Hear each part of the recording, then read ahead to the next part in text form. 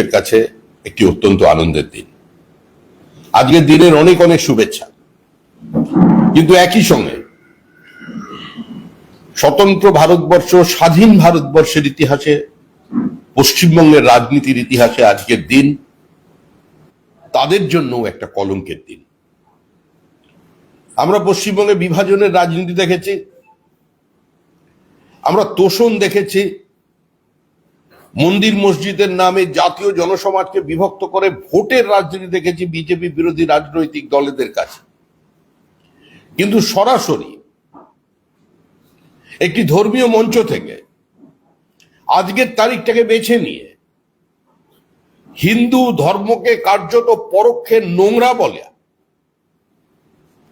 একজন রাজ্যের মুখ্যমন্ত্রী, যিনি সংবিধানের শপথ নিয়েছেন, তিনি প্রকাশ্যে দাঁড়িয়ে আজকে ধর্মীয় বিভাজন তৈরি করে দিলেন। তিনি প্রকাশ্যে বলছেন আমি আপনাদের সঙ্গে আছি। আরে পাশে থাকা কোনো খারাপ কথা নয়, আমরাও পাশে আছি। যারা ভারতবর্ষকে নিজের দেশ বলে মনে করেন, যারা ভারতবর্ষের দুঃখে, ভারতবর্ষের আনন্দে, যাদের কোনো না কোনো হৃদয়ে অনুভূতি হয়, যারা দেহ দিয়ে মন দিয়ে এই দেশটাকে স্পর্শ করবার চেষ্টা করেন, আমরা তাদের বিরোধী নই। কিন্তু এই যে কোন ভাষায় রাজনীতি নিয়ে এলেন মুখ্যমন্ত্রী। পশ্চিমবঙ্গের মুসলমান ভাইদের মনে রাখতে হবে যে তারা কাদের সঙ্গে নিজেদের সম্পৃক্ত করবেন, তারা কাদের ভাষায় কথা বলছেন। আরে আমরা তো সৈয়দ মুস্তাফা আলীর ভাষা বুঝি, সৈয়দ মুস্তাফা সিরাজের ভাষা বুঝি, এস ওয়াজেদ আলীর ভাষা বুঝি, আমরা কাজী নজরুল ইসলামের ভাষা বুঝি, আমরা আবুল বাসারের ভাষা বুঝি। কিন্তু এই কোন ভাষা চলছে পশ্চিমবঙ্গে? প্রকাশ্যে দাঁড়িয়ে যারা রামের সম্পর্কে অত্যন্ত নিকৃষ্ট মানের গন্ধ মানে শব্দ উচ্চারণ করছে, যারা প্রকাশ্যে হিন্দুদের দোকানঘর ভাঙচুর করছে, পশ্চিমবঙ্গের বিভিন্ন জায়গায় ধর্মান্ধতা আজকে মাথাচাড়া দিয়েছে। এই মৌলবাদী সংগঠন যারা বাংলাদেশের হিন্দুদের উপরে অত্যাচারকে কার্যত পশ্চিমবঙ্গের কয়েকটা সীমান্তবর্তী জেলায় সেলিব্রেট পর্যন্ত করেছে, যারা বিভিন্ন জায়গায় হরিবোল ধ্বনি দেওয়ার বিরোধিতা করছে, যারা প্রকাশ্যে আজকে মুর্শিদাবাদ, মালদার কিছু জায়গায় বলছে যে প্রদীপ জ্বালতে পারবা কিন্তু শাঁখ বাজাতে পারবা না, মুখ্যমন্ত্রী তাদের সমর্থন করছেন। আমরা তো বলছি যারা ভারতবর্ষকে নিজের দেশ বলে মনে করে, সেই সংখ্যালঘুদের বিরুদ্ধে আমাদের কোনো যুদ্ধ নয়। একটা রাজনৈতিক দল কোনো ধর্মের বিরুদ্ধে যুদ্ধ করতে নামেনি, ধর্মাবলম্বীদের বিরুদ্ধে কুৎসা প্রচার করতে নামেনি। কিন্তু যারা এই দেশটাকে একদিন নাপাক বলে, অপবিত্র বলে, দারুল হার্ব যুদ্ধভূমি বলে, ধর্মের ভিত্তিতে ভারতবর্ষকে ভাগ করে পাকিস্তানে চলে গিয়েছিল, তারা যদি ভারতবর্ষে আসে আমরা তাদের বিরোধী। হ্যাঁ, আমরা বিরোধী। আমরা বাংলাদেশি মুসলমান অনুপ্রবেশকারীদের পশ্চিমবঙ্গে আসার এবং পশ্চিমবঙ্গের ভোটার লিস্টের নাম ঢোকানোর বিরুদ্ধে, আমরা রোহিঙ্গা মুসলমানদের বিরুদ্ধে, আমরা বেআইনি ধর্মস্থান তৈরির বিরুদ্ধে, আমরা ভারত তেরি টুকরে হোঙ্গে ইনশাল্লাহ ইনশাল্লাহ এই শব্দ যারা উচ্চারণ করবে, আমরা তাদের যদি কেউ আক্রমণ করে আমরা তাদের পক্ষে। যে যার নিজের ধর্ম পালন করতে পারেন, যে যার মতো করে তার উপাসনা পদ্ধতিকে নিয়ে আসতে পারেন, কিন্তু এই রাজ্যে যে রাজনীতি তৈরি হয়েছে, ভারতবর্ষের অন্য কোনো প্রদেশে তার কোনো নিদর্শন নেই। পুলিশ তাদের একজন উচ্চ আধিকারিক, তিনি সাংবাদিক সম্মেলন করে বলছেন প্ররোচনায় পা দেবে না, রামের মিছিল নিয়ে উত্তেজনা তৈরি হতে পারে। আরে ভারত রাম, রামই ভারত। রামচরিত মানুষের তৈরি হওয়ার আগে, লেখার আগে এখানে রাম পাঁচালী হয়েছে ভারতবর্ষের পশ্চিমবঙ্গের প্রত্যেকটি বাড়িতে বাড়ি। রামকে বাংলা থেকে বিচ্ছিন্ন করে দেবেন, পশ্চিমবঙ্গের যে বৃহত্তর জনগোষ্ঠী আছে তাদের বিরুদ্ধে আক্রমণ চলবে, আর বিজেপি মুখ বুঝে সেটা সহ্য করবে? আমরা তো চাই যে সমস্ত রাজনৈতিক দলের যারা সদস্য আছেন তারা যদি চান যে পশ্চিমবঙ্গ পশ্চিম বাংলাদেশ না হয়ে যাক, তারা যদি কিচেন নেককে কেটে দেবার এই হুমকির বিরুদ্ধে প্রতিরোধ করতে চান, তাহলে আজকে তৃণমূল কংগ্রেসকে সরানোর জন্য কিছুদিনের জন্য নিজেদের পতাকাটাকে অন্তত সরিয়ে রাখুন। বাংলাদেশে কে প্রথম আক্রান্ত হয়েছে, প্রথম গুলি কার লেগেছে? কমিউনিস্ট পার্টি বাংলাদেশের যিনি নেতা, পশ্চিমবঙ্গের মোহাম্মদ সেলিমের পার্টি তার বিরুদ্ধে একটি শব্দ উচ্চারণ করেননি। আজকে যারা এখানে বসে রাজনীতি করছেন, দক্ষিণ 24 পরগনায় যদি সুজন চক্রবর্তী আক্রান্ত হন ভবিষ্যতে কোনোদিন, যদি কেউ বাঁচায় বা বাঁচানোর মতো পরিবেশ তৈরি করতে পারে, সেটা বিজেপি তৈরি করতে পারে, তার দলও এখন করতে পারবে না। কারণ যে পরিস্থিতি আজকে দক্ষিণ 24 পরগনায় সৃষ্টি হয়েছে, আজকে এই যে ঘৃণ্য বিভাজনের রাজনীতি, আজকের তারিখে দাঁড়িয়ে সরাসরি মুখ্যমন্ত্রী যেভাবে বললেন, দাঙ্গার প্ররোচনা দিচ্ছে, আপনারা এর পা দেবেন না। আসলে তৃণমূল কংগ্রেস দাঙ্গা চায়। পশ্চিমবঙ্গের সংখ্যাগরিষ্ঠ মানুষ তৃণমূল কংগ্রেসকে প্রত্যাখ্যান করেছে। পশ্চিমবঙ্গের 30% ব্লক ভোট নিয়ে যদি মুখ্যমন্ত্রী মনে করেন, তার দল মনে করে যে তারা পশ্চিমবঙ্গের ভাগ্য নিয়ন্ত্রণ করে দেবে, তাহলে তার বাইরে যে 70% মানুষ আছে তাদের চিন্তা করতে হবে যে বাংলার ইতিহাস লেখবার দায়িত্ব আপনারা কাকে দেবেন। যে মুখ্যমন্ত্রী আজকে দাঁড়িয়ে বিজেপির সমালোচনা করলেন, যখন বলা হয়েছিল যে ভাগীরথীতে 30% হিন্দুকে যে কোনো সময় কেটে ভাসিয়ে দেব, কেউ একটা শব্দ উচ্চারণ করেননি। যার ক্যাবিনেটে বিধানসভার পরিসরে দাঁড়িয়ে তার সদস্য বলছেন হাম দো হামারা দো নয়, হাম দো হামারা ছে। তার ক্যাবিনেটের একজন সদস্য আমাদের হিন্দুদের বলছেন যে আমরা দুর্ভাগা, আমাদের ধর্মান্তরিতকরণ করতে হবে। আর মুখ্যমন্ত্রী দাঁড়িয়ে বলছেন এই নোংরা রাজনীতি হচ্ছে, এটাকে বন্ধ করতে হবে। বারবার কাকে ডেকে আনছেন? ঠাকুর রামকৃষ্ণ পরমহংসদেব বলছেন যত মত তত পথ। আরে ওপার বাংলায় যত মত তত পথ ছিল।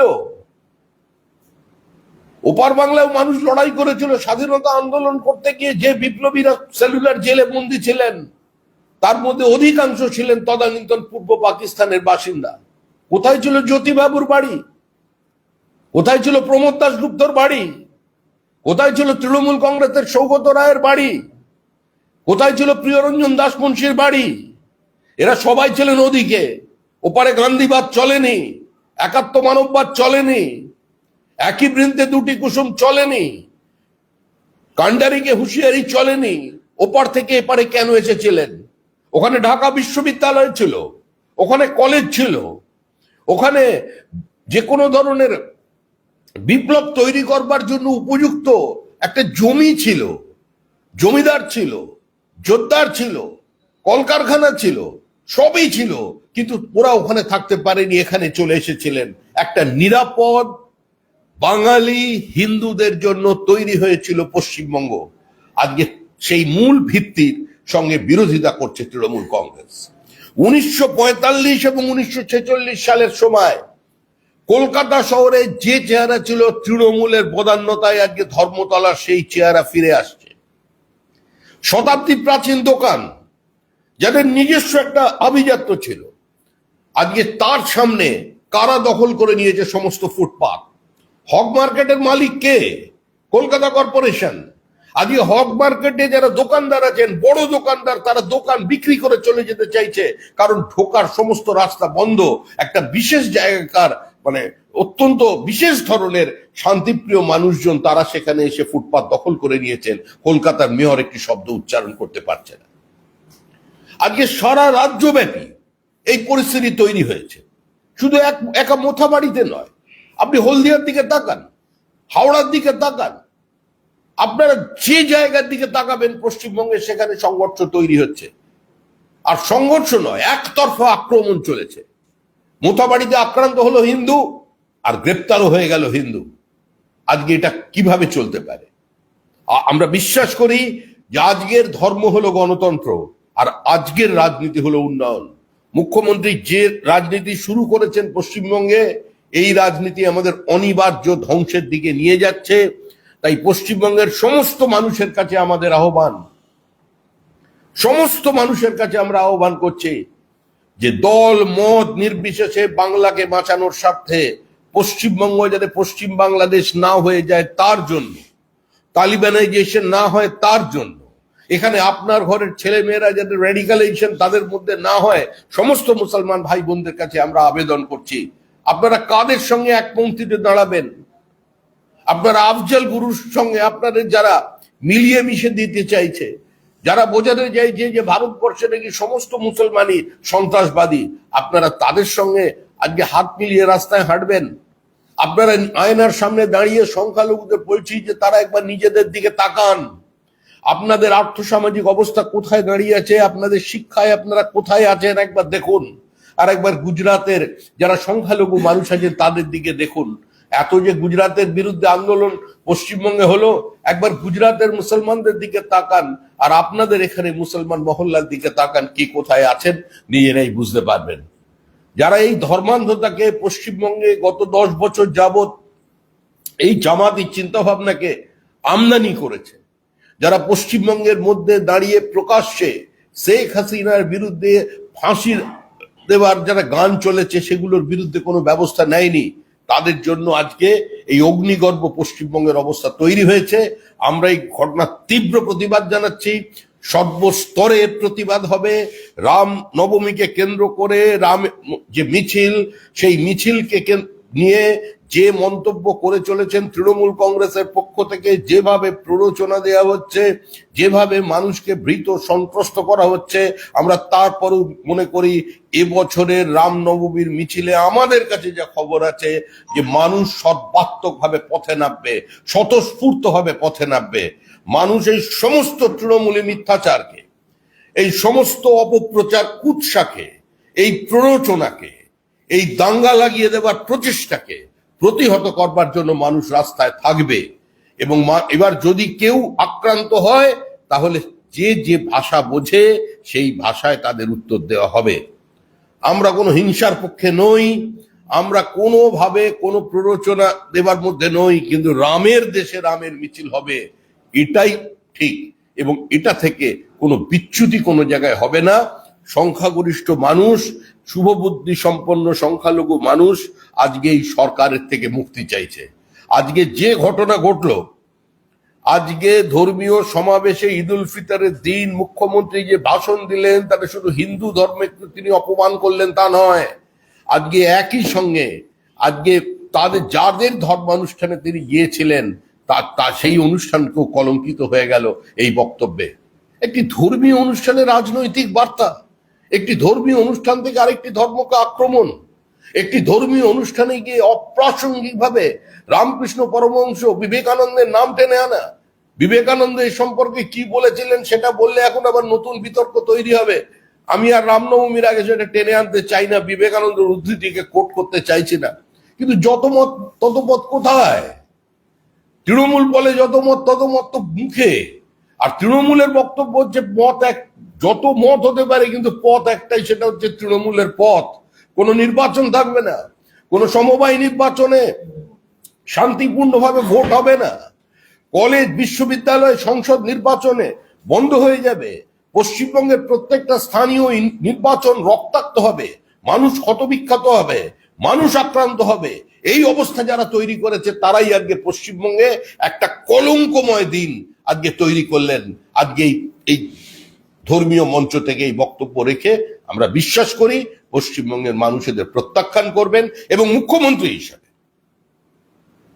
এটাই মুখ্যমন্ত্রীর শেষ ঈদ উল ফিতরের অনুষ্ঠানে গিয়ে ভাষণ। এর পরেও যদি তিনি, অবশ্যই তিনি সুস্থ থাকুন, তিনি ভালো থাকুন, তিনি দীর্ঘজীবী হন, কিন্তু পরের ঈদ উল ফিতর যেটা হবে সেখানে যদি মুখ্যমন্ত্রী পৌঁছন, তার বক্তৃতার ভাষা ভিন্ন হবে, এই ভাষায় তিনি কথা বলতে পারবেন না।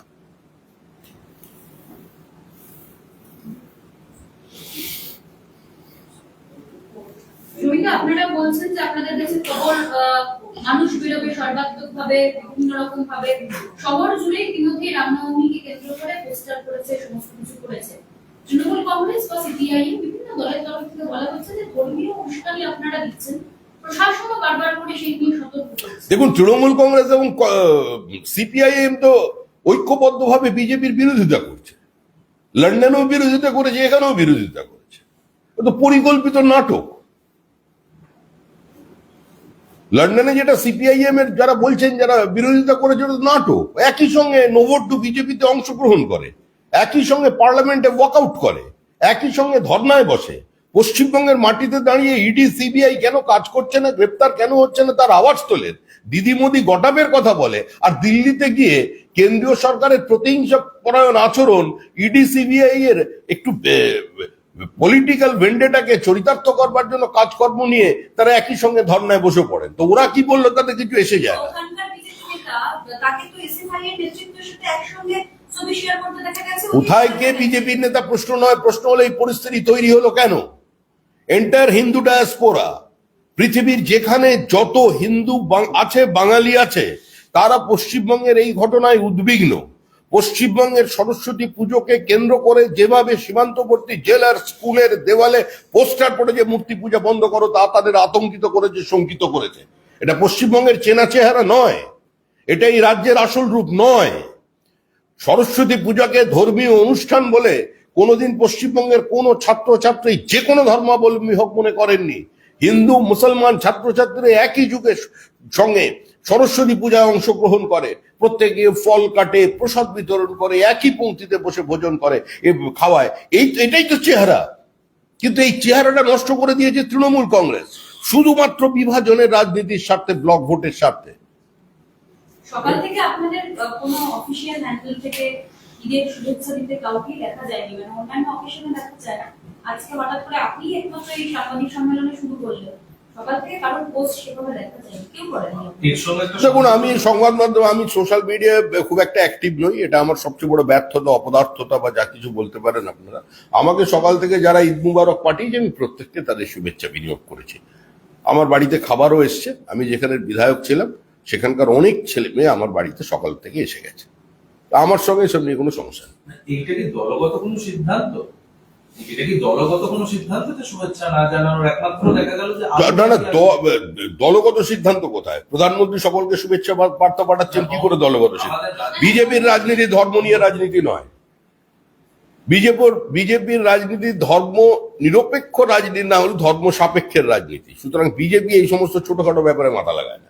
রেড রোডে আজ মুখ্যমন্ত্রী গেলেন, গিয়ে বললেন ওরা উস্কাচ্ছে, ওদের উস্কানিতে পা দেবেন না, ওরা দাঙ্গা বাঁধাতে চায়। মুসলিম মুখ্যমন্ত্রী গিয়ে ওদের বলছেন, আর মুখ্যমন্ত্রী পুলিশ আবার গিয়ে আরেক কথা বলছেন, আপনারা কাউকে পা লাগালে। কাদের দিকে, কাকে শুনি সতর্ক করছে এই প্রশাসন?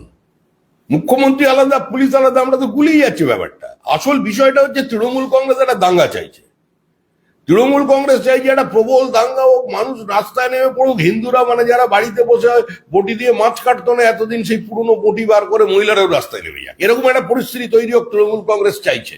ভেঙে যাবে, ভেঙে গেলে 30% ব্লক ভোটে সুরক্ষিত হবে।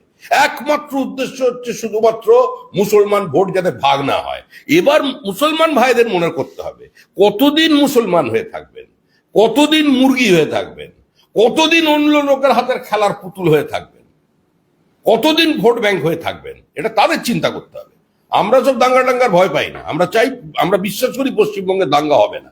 পশ্চিমবঙ্গে যেটা হবে, কিছু ধর্মান্ধ মৌলবাদী, কিছু রোহিঙ্গা, কিছু বাংলাদেশি মুসলিম অনুপ্রবেশকারী, যাদের তৃণমূল এখানে শেল্টার দিয়েছে, যাদের ভোটার লিস্টে নাম তুলে দিয়েছে, যাদের আধার কার্ড বানিয়ে দিয়েছে, তারা বিভিন্ন জায়গায় ওই পাথর টাথর ছুঁড়বে। এটা করতে পারে, তার বেশি কিছু করবে না। ইসলাম ভোট আপনাদের প্রয়োজন, সংখ্যালঘুদের ভোট আপনাদের প্রয়োজন, সংখ্যালঘুদের ভোট আপনাদের প্রয়োজন। গণতান্ত্রিক দল নির্বাচনে প্রতিদ্বন্দ্বিতা করছি, কোন ভোটটা কে ভেতরে গিয়ে কাকে দিচ্ছে সেসব নিয়ে আমাদের ঠিকই চিন্তা ভাবনা আছে। আমাদের ভোটার নিয়ে কাজ করবো।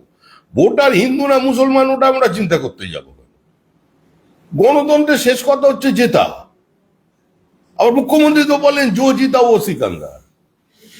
কে কি ভালো খেললো বড় কথা নয়, খেলার শেষে ফলটা কি হয়েছিল। সক্রেটিসের নেতৃত্বে ব্রাজিল যেদিন ওয়ার্ল্ড কাপে খেলেছিল, জিকো পেনাল্টি মিস করেছিল নেমে, আমার সঙ্গে সঙ্গে পেনাল্টি দিয়ে দেওয়া হয়েছিল। সেই 15 মিনিট যে ব্রাজিল ফুটবলটা খেলেছিল, স্বপ্নের ফুটবল, সেই খেলাটা কিন্তু সবাই ভুলে গেছে, কারণ ম্যাচটা ব্রাজিল হেরে গিয়েছিল। সুতরাং ভোটটা যখন হবে ওই চটের ভিতরে কে কাকে ভোট দিচ্ছে সেটাই হচ্ছে আসল কথা। আমরা ভোটে জিততে চাই, কি কোথায় কে হিন্দু ভোট দিচ্ছে, কে মুসলমান ভোট দিচ্ছে, সব ব্যাপার না। শুভেন্দু অধিকারী বিরোধী দল নেতা। শুভেন্দু অধিকারী যেটা ভালো বুঝেছেন, তার নিজের জীবনের অভিজ্ঞতা নিয়ে বুঝেছেন। শুভেন্দু অধিকারীর মতো করে ব্যাখ্যা করেছেন। আপনি শুভেন্দু অধিকারীর প্রসঙ্গ এখানে টানছেন কেন?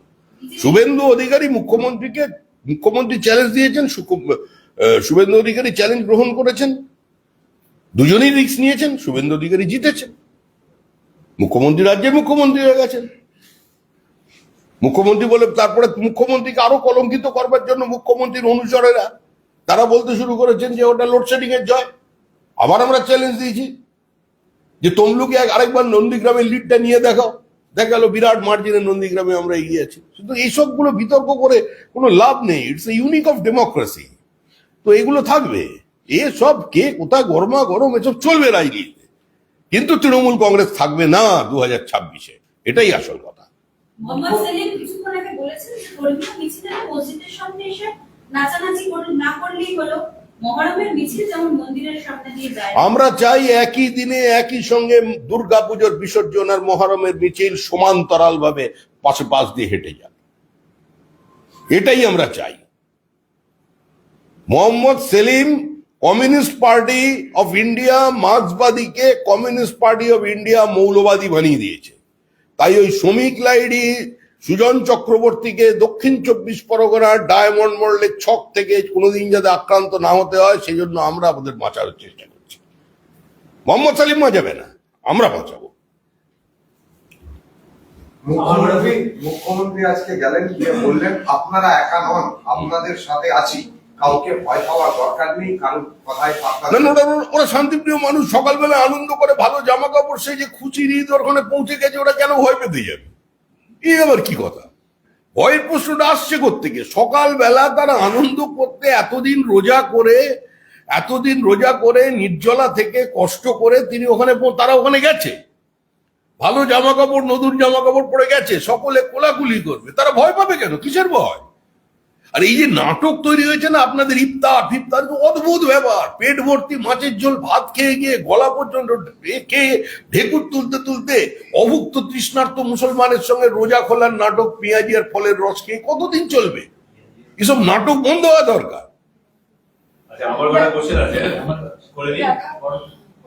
এটা শেষ তো? না, এখনো আছে। অধীর বাবুর বলো, বল তো, বাচ্চা প্রশ্ন। রামনবমীতে বলা হয়েছিল বিজেপির তরফ থেকে যে কোন রকম রাজনৈতিক এজেন্ডা নাই, কিন্তু দেখা গেল যে সেন্ট্রাল এভিনিউতে রামনবমীর পোস্টারে শুভেন্দু অধিকারীর ছবি, আর তাতে যেখানে বলা হয়েছিল যে কোন রকম রাজনৈতিক এজেন্ডা না, আরে শুভেন্দু অধিকারী বিরোধী দলের একটা সাংবিধানিক পদ, মুখ্যমন্ত্রীর ছবি থাকে না চারিদিকে, বাসে ট্রামে কত জায়গায়, বাস স্ট্যান্ডে পর্যন্ত। সেরকমই তো শুভেন্দু অধিকারী কি শুধু বিজেপি নেতা নাকি? শুভেন্দু অধিকারী বিরোধী দল নেতা, সাংবিধানিক পদ, তো রামের পাশে লাগিয়ে দিয়েছে। রামের গায়ের রং ছিল কালো, শুভেন্দু গায়ের রং ছিল ফর্সা, দুজনের একটা কন্ট্রাস্ট তৈরি করেছে, সুন্দর দেখাচ্ছে, লেগে গেছে। আবার কি? অধীর চৌধুরী অভিযোগ করছে যে বাংলায় বিভাজনের রাজনীতি করছে আইপ্যাক আর আরএসএস, বিজেপি এবং তৃণমূল সাম্প্রদায়িক অশান্তি তৈরির চেষ্টা। ওরা আরএসএস কে টানাটানি করলেন কেন? ওনাকে তো খালি শুধু ধুলো পরিষ্কার করে ঝাড় দিয়ে একজন হারিয়ে দিলেন। উনি আবার এর মধ্যে আরএসএস কে কেন টেনে আনছে? আরএসএস এর মধ্যে কোথা থেকে আসছে? আইপ্যাক এর সঙ্গে ওনাদের লড়াই, আইপ্যাকও একটা রাজনৈতিক ফ্রন্ট হয়ে গেছে। উনি আমরা তো বলছি যে Adhir Chowdhury is a right player playing in a wrong court. উনি এখানে এসব কথা না বলে এটা মল্লিকার্জুন খার্গে আর ম্যাডামকে বোঝান না একটু দিল্লিতে গিয়ে যেখানে কি চলছে। আচ্ছা, রামনবমী আগে এভাবে রাজ্যে উদযাপন করা হতো না। কে বলছে? সাম্প্রতিক কয়েক বছরে পশ্চিমবঙ্গের যেটা সংস্কৃতির অঙ্গ নয়, এই রামনবমী নিয়ে বিজেপি ঘটা করে আয়োজন করছে রাজনৈতিক স্বার্থ। সংস্কৃতির কোনো ডেফিনেশন আছে নাকি? না সংস্কৃতি কখন পালিত হবে না পালিত হবে এর কোনো নির্দিষ্ট বেড়াজাল আছে? এসব কিছু আছে নাকি? আমি তো বলছি রামচরিত মানসের আগে পশ্চিমবঙ্গে রামপাঁচালী, মানে এখন বাংলা যেটা অবিভক্ত বাংলায় রামপাঁচালী পড়া হতো। রামের সঙ্গে এখানে প্রচুর যোগাযোগ আছে, যোগাযোগ একটু বিচ্ছিন্ন হয়ে গেছিল বলে এরা এতটা বেড়ে উঠেছে। এবার ওই জন্য রামকে আঁকড়ে ধরেছে বাঙালি, যে বাঁচালে রাম বাঁচাবে, একই বাঁচাতে পারবে না। এই ঘটা করে বিজেপি রামনবমী উদযাপনে, বিজেপি রামনবমী উদযাপন করছে না, বিজেপির কর্মীরা সামিল হয়ে যাচ্ছে। হ্যাঁ, হিন্দুত্ব কোনো বাদ নয়, হিন্দুত্ব কোনো বাদ নয়। হিন্দুত্ব হচ্ছে একটা জীবন ধারা, একটা পদ্ধতি, ওয়ে অফ লাইফ। হিন্দুত্ববাদ এই শব্দটা ভুল। হিন্দুত্ববাদী সংগঠন বলে কিছু কিছু আমি দেখি পোস্ট করে, তারা বোঝেই না ব্যাপারটা। হিন্দুত্ব কোনো বাদ নয়, হিন্দুই একমাত্র ধর্ম যেটা আবর্তিত, আর বাদ বাকি যারা আছেন তাদের ধর্মগুলো হচ্ছে প্রবর্তিত। দুটোর মধ্যে পার্থক্য আছে। মমতা বন্দ্যোপাধ্যায় সায়ন্তিকা বিধায়ক, সায়ন্তিকা ঘোষ, আর শওকত মোল্লা, হুম। শওকত মোল্লাও বলেছে রামনবমী আমরা করুন না। রামনবমী নিয়ে মিছিল করবো আমরা। রাম কার? রাম সকলে, রাম ভারতের। আমরা তো চাই মুখ্যমন্ত্রী কাল নিয়ে রামনবমীর মিছিলে নেমে পড়ুন। উনি তো সবই করেন, উনি কালী পুজো করেন, উনি নামাজও পড়েন, উনি সবই তোর মধ্যে আছে। তা কালকে রামনবমীর মিছিলে উনিও নেমে পড়ুন, অসুবিধে কি আছে? কালীঘাট থেকে একটা বড় মিছিল বের করে দিন, উনি নামলেই ভিড় হবে, লোকজনকে ডেকে নেবে। আর সামনে ভোট আছে, প্রত্যেকের টিকিট পাওয়ার ব্যাপার, লোক ইচ্ছা না থাকলেও বেশি হবে লোক। শওকত মোল্লার এই ঘটনাকে কিভাবে দেখছে? হ্যাঁ, শওকত মোল্লার এই ঘোষণাকে কিভাবে? পরিস্থিতির বাধ্যবাধকতা বুঝতে পারছে, শেষের সেদিন বেশি দূরে নেই। রেড রোডে অভিষেক বলেছে বিজেপি যত সাম্প্রদায়িক কার্ড খেলবে তত ওরা শক্তি হ্রাস হবে। কার? আপনারা আমরা যদি বিজেপিকে 18 থেকে 6-তে নামিয়েছে, 6টা কমিয়ে দিয়েছেন আপনারা, এবার ওটা আরো কমবে বিধানসভাতে। হ্যাঁ, বিজেপির 18টা লোকসভা ভোট ছিল, ভোট 18 ছিল, সেটাকে 6টা কেটে দিয়েছেন, 12টা করে দিয়েছেন। এবার বিধানসভা ভোটেও হাল খারাপ করবে বিজেপি মানুষ যদি সাম্প্রদায়িক কার্ড বিজেপি খেতে দেয়। উনি একটু এই কথাগুলো, ববি হাকিম, তারপরে সৌগত রায়, আরো যারা যারা কি সব নাম আছেন, অরূপ বিশ্বাস, এদের একটু ভালো করে গিয়ে বোঝান না। ওনার ভাষাটা সবসময় দলের লোক বুঝতে পারছে না, সেই নিয়ে এত সমস্যা তৈরি হচ্ছে। মমতা বন্দ্যোপাধ্যায় বলছেন যে লন্ডনে গেলাম ওই অক্সফোর্ড প্রসঙ্গে, হুম। আমাকে বলছে আপনি হিন্দু কিনা? আমি বলেছি হ্যাঁ আমি গর্বিত, হিন্দু, খ্রিস্টান, শিখ, জৈন, মুসলিম সব। হুম। আমরা যদি ভেদাভেদের রাজনীতি করি না, আমরা ভেদাভেদ করি না, মানুষকে ভালোবাসি আমরা, মানুষকে ভালোবাসি। মানুষ ভালোবাসেন তো, প্রবল ভালোবাসেন। ওনার ভালোবাসা সবাই বুঝবেন। ওনার ভালোবাসার কষায়ের মুরগি পোষা, এর মধ্যে কোনো পার্থক্য নেই। বকটুইয়ের মানুষ জানেন উনি মানুষকে ভালোবেসেছেন। দক্ষিণ 24 পরগনার মানুষ, ভালো থাকলে আমরা ভালো থাকবো। মানুষ ভালো আছে তো। বকটুই দেখলেন না, ভালো আছে, সবাই ভালো আছে, আনন্দে আছে, ফুর্তিতে আছে। রাষ্ট্রপতি শাসন প্রসঙ্গে আজকে উনি বলেছেন যে আপনারা মণিপুরে কি করছেন, বিহারে কি করছেন, চূড়ান্ত ব্যর্থ। আর আপনারা কে কি করবে, কে কি খাবে। না না, এখন উনি কি বিহারে যাচ্ছেন নির্বাচনে? দিল্লিতে গিয়েছিলেন, হেরে গেছেন, আবার বিহারে যাচ্ছেন। কেউ ডাকছেন না এখন। তৃণমূল কংগ্রেসকে ধরে নিয়েছে মানুষ, যে মানে বাগে ছিল 18 ঘাটা কি একটা ছিল, তৃণমূল যাকে ধরবে শেষ। ওদিকে কেজরিওয়ালকে ধরেছিলেন, ওখানে গিয়ে সবচেয়ে বড় স্টার প্রচারক বিহারী বাবুকে নামিয়ে দিয়েছেন বিহারি ভোটারের জন্য। সেই যেখানে আসলে বক্তৃতা করেছে সেখানে চিৎপাত নেই। বিজেপি দেশ ভাগ করতে চাইছে, সংবিধান মানে না। বিজেপি দেশ ভাগ দেশটা ভাগ করেছিল, যে দলের গর্ব থেকে উনি জন্ম নিয়েছেন তারা Congress, old man made in Harry. এই জওয়াহরলাল নেহরু 60-এর দশকে নিজে স্বীকার করেছেন যে আমাদের বয়স হয়ে যাচ্ছিল, কেউ জেলে যাওয়ার জন্য প্রস্তুত ছিল না। সেজন্য দেখলাম এক চারিদিক থেকে আমরা খবর পাচ্ছিলাম, আগুন জ্বলছে পাঞ্জাবে, রোজ মৃত্যুর খবর পাচ্ছিলাম, তখন দেশভাগ আমাদের সামনে একটা সমাধানের রাস্তা নিয়ে এলো, আমরা মেনে নিলাম। জওয়াহরলাল নেহরু বলেছেন। এটা এই হিন্দুস্তান যতটা হিন্দু, ততটাই মুসলমানের, ততটাই খ্রিস্টান। এই দেশটা শুধু হিন্দুদের। যে আপনারা শুধু বিজেপির চশমাটা খুলে ফেলুন। এই দেশটা, এটাই তো বোঝার ভুল হচ্ছে, এই দেশটা হিন্দুদের। কারণ ভারতবর্ষে যারা বসবাস করেন তারা হিন্দু, সবাই হিন্দু। হিন্দু কোনো ধর্মবাচক শব্দ নয়। উপাসনা পদ্ধতি বদলে গেলে আইডেন্টিটি বদলে যায় না। রোজা করতে গেলে ওখানে পাশে হিন্দু লেখা হয়। ভারতবর্ষে যে সমস্ত মসজিদে এখন কেউ নামাজ পড়ে না, অ্যাবান্ডেন্ড, বা যে সমস্ত মন্দিরে কেউ নামাজ পড়ে না, সেখানে আর্কিওলজিক্যাল সার্ভে অফ ইন্ডিয়ার টার্মিনোলজি অনুযায়ী নন লিভিং টেম্পল। সুতরাং ভারতবর্ষের বিষয়টা একটু অন্যরকম। আর এই সমস্ত কথা, এগুলো সব ছোটবেলায় আমরা বইতে পড়তাম, বুঝেছেন? এগুলো আর এখন চলে না। এগুলো মানে এত বস্তা পচা হয়ে গেছে না, এখন আর এগুলো দেশের মানুষ নিতে পারছে না। পৃথিবী অনেক দূর এগিয়ে গেছে, এআই এর যুগ। এখন আপনি এই সমস্ত বলবেন দেশের ধর্ম এগুলো চলছে না, নিচ্ছে না মানুষ। ভাগাভাগির কথা বলে তাদেরকে গিয়ে বলুন। কে ভাগাভাগির কথা যে বলে? চাঁদ দেখে উৎসব পালন করে, আরে উনি আরে সেই চাঁদ দেখে করোয়া উৎসব পালন করে হিন্দুরা। হ্যাঁ, যে চাঁদ থেকে মুসলিমরা ঈদ পালন করে, সেই চাঁদ দেখে করোয়া চৌথ করে হিন্দুরা। অসাধারণ, অসামান্য, মানে ডায়ালগ অফ দ্য সেঞ্চুরি, ভাবা যায় না। এর আগে উনি পঞ্জিকা নিয়ে এসেছিলেন, মমতাবাদী পঞ্জিকা চলে এসেছিল, গুপ্ত প্রেস, আর একটা বিশুদ্ধ সিদ্ধান্তের পরে আজকে চাঁদকে টানাটানি করছে। ও চাঁদ সামলে রাখো যোচনাকে, মারাত্মক অবস্থা। শুভেন্দু অধিকারীর সঙ্গে নরেন্দ্র মোদীর ছবি দিয়ে রামনবমীর প্রচারে বিজেপি রাজ্য নেতৃত্বের বাকিরা সব বাধ্য হয়ে গেল কেন, সেইটা নিয়ে প্রশ্ন হলো। কে নরেন্দ্র মোদীর সঙ্গে শুভেন্দু অধিকারীর ছবি দিয়ে কে প্রশ্ন করে? রামনবমীর কে প্রশ্ন করছে? তৃণমূল প্রশ্ন করছে যে বিজেপির বাকি নেতারা কি হাওয়া হয়ে গেল, পরপুর হয়ে গেল, আপনাদের কারণ হচ্ছে তাদের কোনো গুরুত্ব নেই। আমি তো বারবার বোঝানোর চেষ্টা, আরে সুকান্ত মজুমদার যদি এখন বলে কৃষ্ণ কালো আমিও কালো, তোমরা আমার মুখে ননি ঢালো, সুকান্ত ভাই লোক পৌঁছে যাবে, এরকম করে কোনো সময় হয় নাই। নরেন্দ্র মোদীও ফর্সা, শুভেন্দু অধিকারী ফর্সা, মাঝখানে রাম, গায়ের রং কালো, মানার জন্য ব্যাপার, মানানসই ব্যাপার। কিন্তু লাস্ট কোশ্চেন আমার এটা, দেবাংশু সোশ্যাল মিডিয়ায় পোস্ট করে বলেছে যে যারা মমতা বন্দ্যোপাধ্যায়কে অপমান করেছে তাদের বিরুদ্ধে প্রতিবাদ করতে সরব হওয়া উচিত ছিল, কিন্তু কেউ হচ্ছে না।